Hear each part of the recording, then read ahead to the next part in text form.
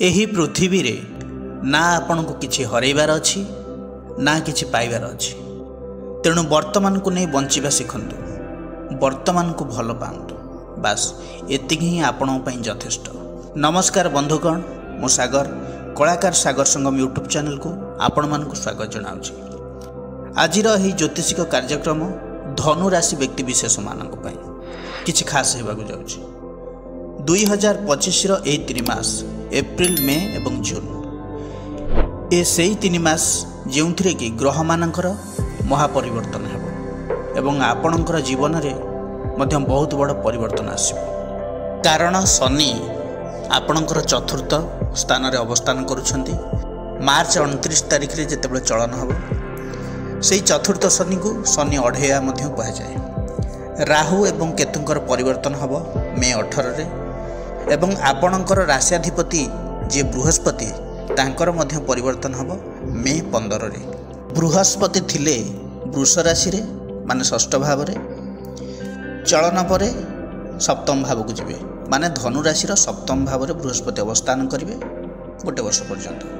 ତେଣୁ ଯାହାକି ବଡ଼ ପରିବର୍ତ୍ତନ ହେବ ଏହି 3 ମାସ ମଧ୍ୟରେ।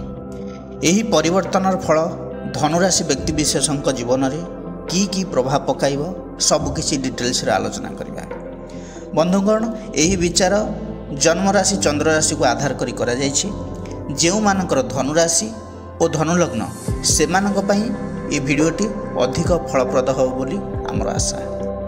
ସର୍ବପ୍ରଥମେ ଗ୍ରହ ଗୋଚର ସ୍ଥିତି ଉପରେ ନଜର ପକାଇବା। 2025 ମସିହାର ବର୍ଷ କୁଣ୍ଡଳୀରେ ଏପ୍ରିଲ ମାସର ଗ୍ରହ ସ୍ଥିତି ଏଇଭଳି ରହିଛି।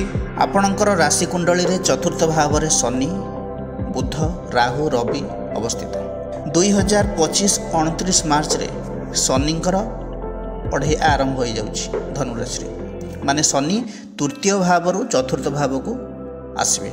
ତାର ପ୍ରଭାବ ଏହି ଏପ୍ରିଲ ମାସ ଠାରୁ ଆରମ୍ଭ ହୋଇଯିବ। ସେଠି ଶନି ରହିବେ 2.5 ବର୍ଷ। ଷଷ୍ଠ ଭାବରେ ବୃହସ୍ପତି, ସପ୍ତମରେ ମଙ୍ଗଳ ଏବଂ ଦଶମରେ କେତୁ ଅବସ୍ଥାନ କରୁଛନ୍ତି। ସର୍ବପ୍ରଥମେ ଚତୁର୍ଥ ଭାବରେ ଶନିଙ୍କର ଅବସ୍ଥିତି ବିଷୟରେ ସାମୟିକ ଧାରଣା ଦେଇଦେଉଛି। କାହିଁକି ନା ଅଧିକାଂଶ ଧନୁରାଶି ବ୍ୟକ୍ତିବିଶେଷ ଭାବୁଥିବେ ଯେ ଶନିଙ୍କର ତ ଅଢ଼େୟା ଷ୍ଟାର୍ଟ ହୋଇଗଲା, ଶନି ଚତୁର୍ଥରେ ଚଳନ ହେଲେ କିଛି ଅସୁବିଧା ସୃଷ୍ଟି ହେବ କି? ଦେଖନ୍ତୁ, ଚତୁର୍ଥ ଭାବରେ ଆପଣଙ୍କର ଟିକେ ଧ୍ୟାନ ତ ଦେବାକୁ ପଡ଼ିବ। ଏପ୍ରିଲ, ମେ, ଯଦି ଦେଖିବା ମେ 18 ପର୍ଯ୍ୟନ୍ତ ଧ୍ୟାନ ରଖିବାକୁ ପଡ଼ିବ। ଶନିଙ୍କର ସ୍ଥିତି ରାହୁଙ୍କ ସହିତ ରହୁଛି ଚତୁର୍ଥ ଭାବରେ। ଶନି ରାହୁଙ୍କର ସ୍ଥିତି ପିଶାଚ ଯୋଗ, ଏକ ଅଶୁଭ ଯୋଗ ସୃଷ୍ଟି କରୁଛି। ତେଣୁ ଏଇ 18 ମେ ପର୍ଯ୍ୟନ୍ତ ଟିକେ ଧ୍ୟାନ ଦେବେ। ଯଦି ଆପଣ ପ୍ରପର୍ଟିକୁ ନେଇ ଡିଲ୍ କରିବାକୁ ଚାହୁଁଛନ୍ତି, ପ୍ରପର୍ଟି ସମ୍ବନ୍ଧିତ କିଛି ଆଲୋଚନା କରିବାକୁ ଚାହୁଁଛନ୍ତି, କିଣିବା ପାଇଁ ଚାହୁଁଛନ୍ତି, ତେବେ କିମ୍ବା ସେୟାର ମାର୍କେଟରେ ଇନଭେଷ୍ଟମେଣ୍ଟ କରିବାକୁ ଚାହୁଁଛନ୍ତି, ଟ୍ରେଡ଼ିଂ କରିବା ପାଇଁ ଚାହୁଁଛନ୍ତି, ତେବେ 18 ମେ ପର୍ଯ୍ୟନ୍ତ ଅଟକିକି ରୁହନ୍ତୁ। ତାପରେ 18 ମେ ପରେ ଯେତେବେଳେ ରାହୁ ତୃତୀୟ ଭାବକୁ ଯିବେ, ଆପଣଙ୍କ ପାଇଁ ବେଷ୍ଟ ଟାଇମ୍ ରହିବ। ଚତୁର୍ଥ ଶନି କିଛି ନାହିଁ ବନ୍ଧୁଗଣ, କେବଳ ମାନସିକ ସ୍ତରରେ ଏକ ଭ୍ରମ ସୃଷ୍ଟି କରିଥାଏ। ହଁ, ରେସ୍ପନ୍ସିବିଲିଟି ବଢ଼େଇଥାଏ, ୱାର୍କ ଲୋଡ଼ ଦେଇଥାଏ, ପରିଶ୍ରମୀ କରାଇଥାଏ, ଆପଣଙ୍କ ଭିତରେ ମ୍ୟାଚୁରିଟି ଆଣିଥାଏ, ଟିକେ ଅଧିକ ମାନସିକ ଦୁଶ୍ଚିନ୍ତା ଦେଇଥାଏ। ତାକୁ ଆମକୁ ଆକ୍ସେପ୍ଟ କରିବାକୁ ପଡ଼ିବ। କାହିଁକି ନା ସମୟ ସବୁବେଳେ ଭଲ ନଥାଏ, ତେଣୁ ଆଡ଼ଜଷ୍ଟ କରିବାକୁ ପଡ଼ିବ। ସମୟ ସବୁଠାରୁ ବଳବାନ, ତେଣୁ ତାକୁ ଖୁସିରେ ଆକ୍ସେପ୍ଟ କରିବା ଦରକାର। ଅହଙ୍କାରର ବଶବର୍ତ୍ତୀ ହୋଇ କାହାକୁ ଅଣଦେଖା କରିବା ବି ଉଚିତ ନୁହେଁ। କେତେବେଳେ ସମୟ ଆପଣଙ୍କୁ ନେଇ କାହା ପାଦ ତଳେ ପକାଇଦେବ କିଏ ଜାଣିଲା? ତେଣୁ ଅହଙ୍କାର ଛାଡ଼ନ୍ତୁ। ଶନି 7.5, ଶନି ଅଢ଼େୟା, ଏସବୁକୁ ଡରିବାର କିଛି ଆବଶ୍ୟକ ନାହିଁ। ଫେସ୍ କରନ୍ତୁ, ସମସ୍ୟାକୁ ସମାଧାନ କରନ୍ତୁ। ଏହି ସମୟ ଆପଣଙ୍କୁ କିଛି ଶିକ୍ଷା ଦେବ ଏବଂ ଆପଣଙ୍କୁ ଗ୍ରୋଥ୍ ବି ଦେବ। ଫାଇନାନ୍ସିଆଲ ଗ୍ରୋଥ୍, କ୍ୟାରିୟରରେ ଗ୍ରୋଥ୍ ବି ଦେବ ଏହି ଶନିଙ୍କର 2.5 ବର୍ଷ ମଧ୍ୟରେ। ଏବେ ଆଲୋଚନା କରିବା ଆପଣଙ୍କର ସ୍ୱାସ୍ଥ୍ୟ ବିଷୟରେ। ଏହି 3 ମାସ ଆପଣଙ୍କର ସ୍ୱାସ୍ଥ୍ୟ କେମିତି ରହିବ? ରାଶ୍ୟାଧିପତି ଆପଣଙ୍କର ନିଜେ ବୃହସ୍ପତି। ବହୁତ ବଡ଼ ପରିବର୍ତ୍ତନ ଆସୁଛି। ବୃହସ୍ପତିଙ୍କର ଚଳନ ବୃଷ ରାଶିରୁ ମିଥୁନ ରାଶିକୁ ହେବ। ସପ୍ତମ ଭାବକୁ ଯିବେ ବୃହସ୍ପତି ମେ 15 ପରେ। ତେଣୁ ସ୍ୱାସ୍ଥ୍ୟ ଆପଣଙ୍କର ବହୁତ ଭଲ ରହିବ, ସ୍ୱାସ୍ଥ୍ୟର ଉନ୍ନତି ଦେଖାଦେବ। ମେ 15 ପରେ, କାରଣ ବୃହସ୍ପତିଙ୍କର ଦୃଷ୍ଟି ଲଗ୍ନ ଭାବକୁ ହିଁ ରହିବ। हाँ मु कहली एप्रिल मे मध्य भाग पर्यंत स्वास्थ्य को नहीं समस्या रही टी कारण लग्नपति षष्ठ भाव में शत्रु राशि रोचंती liver infection indigestion fat gas ये सब टी प्रोब्लेम रोचे इम्यूनिटी डाउन होगा कारण काश कफ भी हो पारे खाद्यपेय को नहीं अनियमितता रही पारे से कंट्रोल करेंगे। एवं आलोचना करवा विद्यार्थी मान विषय शिक्षा क्षेत्र में कौन रही पंचम भाव शिक्षार भाव पंचमाधिपति हेले मंगल मंगल रोचन सप्तम भाव एवं एप्रिल 5 पर रोचन अष्टम भाव कर्कट राशि निचस्थ हो मंगल पाठपढ़ा क्षेत्र में माइंड डाइवर्ट हो पारे किंतु किछि समय जदि देखिए एमती अच्छे आपंप शुभ रही आपणकर एग्जाम मे 7 पर एवं मे 23 मध्य अच्छी तेबे आपण बेटर रही एवं रवि एप्रिल 14 रु मे 14 मध्य मेष राशि उच्चस्थ रे आपण जदि गवर्नमेंट एग्जाम देवे दौरान कॉम्पिटिटिव रे तेबे भल हेबो जदि किछि पाठ पढ़ाई चाहूँगी ये समय एडमिशन बा फॉर्म फिलअप भी करि पारंती भी जदि कौन अलग एग्जाम दौरान आपण यही समयटा भल रहिबो मे 7 रु मे 23 मध्य आपणकर मेंटालिटी स्ट्रांग रहिबो कॉन्फिडेंस लेवल हाई रहिबो जदि देखिबा जून मास शिक्षा को नहीं मे 23 पर किंतु भल रहउनी एते एप्रिल भल रहउची मे मध्य भाग पर्यंत भल रहउची जून मासटा कमजोर रहउची कहीं ना मंगल जेहेतु अष्टम भाव रहउचंती नीच भागवत मंगल नीचरे रहिबे माने आपण निज मन को मन सब करि पकेबे जदि किए किछि कहला तेबे फ्रस्ट्रेटेड हेबे चिड़ी जिवे का कथा सुनिबेनी आपण पाठ पढ़ा को नहीं बहुत डाइवर्ट रहिबे सेति उपाय भी रही दिज्व भल करेंगे। एवं आलोचना करवा लव रिलेशन विषय रे लव रिलेशन रे पंचमाधिपति मंगल अष्टम रे दृष्टि देवे द्वितीय भाव को आपणकर राग और कटु कथा जो लव रिलेशन समस्या सृष्टि जमती न करती से ध्यान देवे विशेषकर मे मास टाइम होची मे 18 पूर्व एमती किसी कथबार्ता करंतु नहीं निजर जिद्दी क्रोधर वशवर्ती हो जहाँफल कि लव रिलेशन समस्या सृष्टि हो जून मसरे टिके भल रही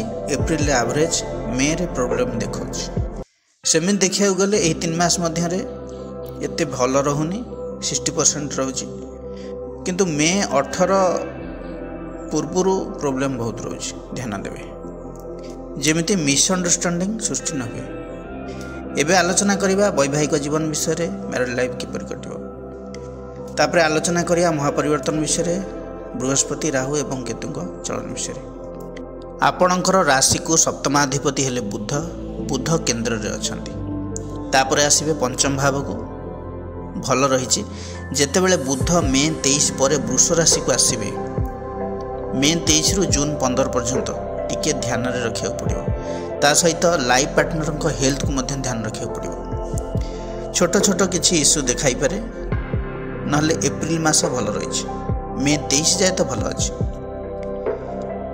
जून 15 पर भल कहले कौन जदि किछि प्लानिंग करुछंती एई समय मध्य किछि करिया पई तबे भल रहइबो अंडरस्टैंडिंग भल रहइबो किंतु मे 23 रु जून 15 मध्य आर्गुमेंट रही पारे तापर सब ठीक ठाक रहउची।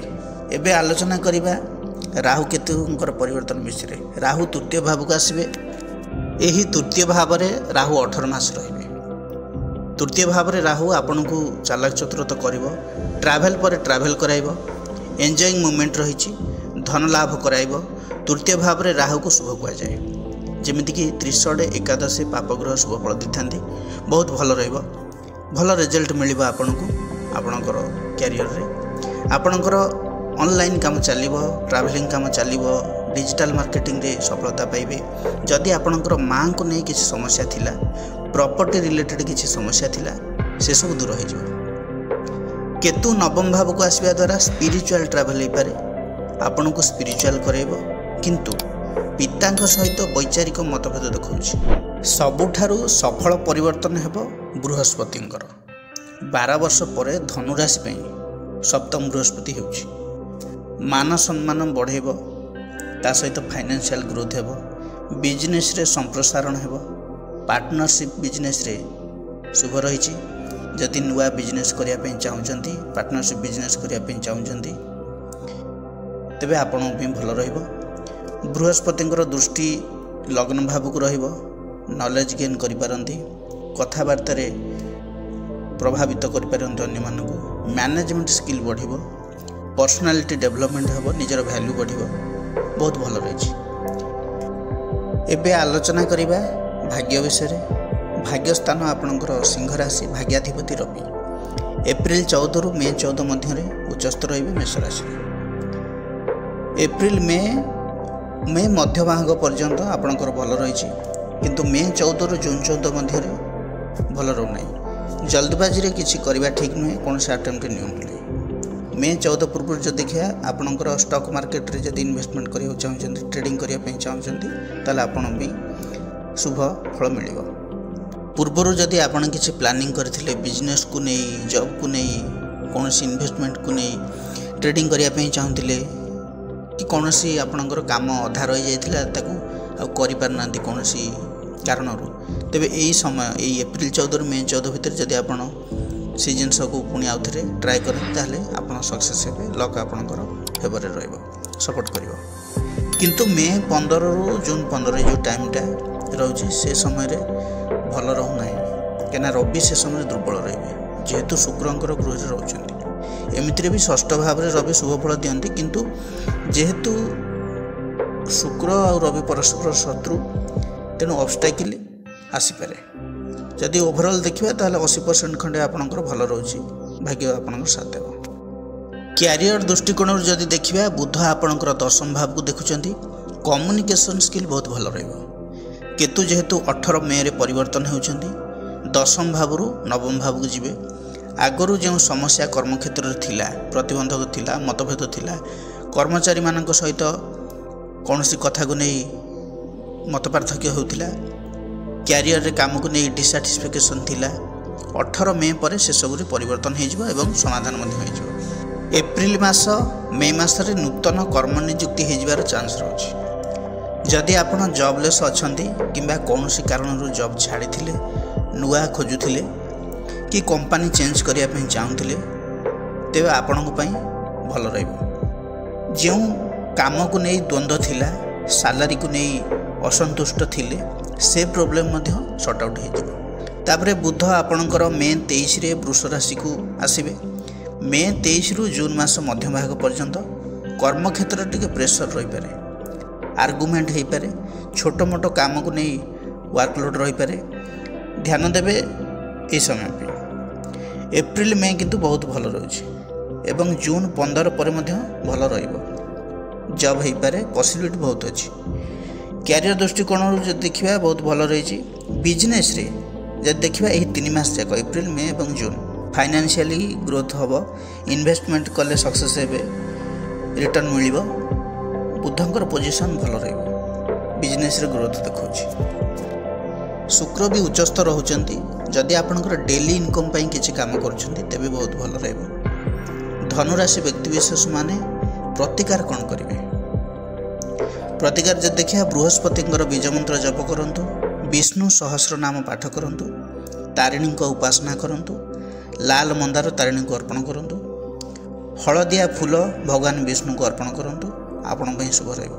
आ हाँ गोटे पर्सनल एक्सपीरियंस शेयर करछि जदि धनुराशि व्यक्तिविशेष माने सफरिंग भितर अछंती तेबे माँ तारिणी को पीठ को जाई सेठी माँ तारिणी को दर्शन करके आसंतु निश्चित भाव में आपणकर मनस्कामना पूर्ण हो। यहाँ मोर पर्सनल एक्सपीरियंस निश्चित भाव में यह थिला धनुराशि व्यक्तिविशेष मानक पई एप्रिल मे और जून मासर राशिफल संक्रांत आलोचना।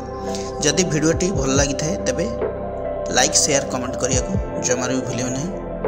आ हाँ जदि मो चैनल को सब्सक्राइब करना चैनल को सब्सक्राइब करंतु बेल आइकन प्रेस करी नोटिफिकेशन ऑल रखंतु जाफल कि आम भिडियोर प्रथम नोटिफिकेशन आपण माने पाई परिबे। पुणी आसबि आउ एक नुआ अध्याय को नहीं से पर्यंत रहउछि नमस्कार।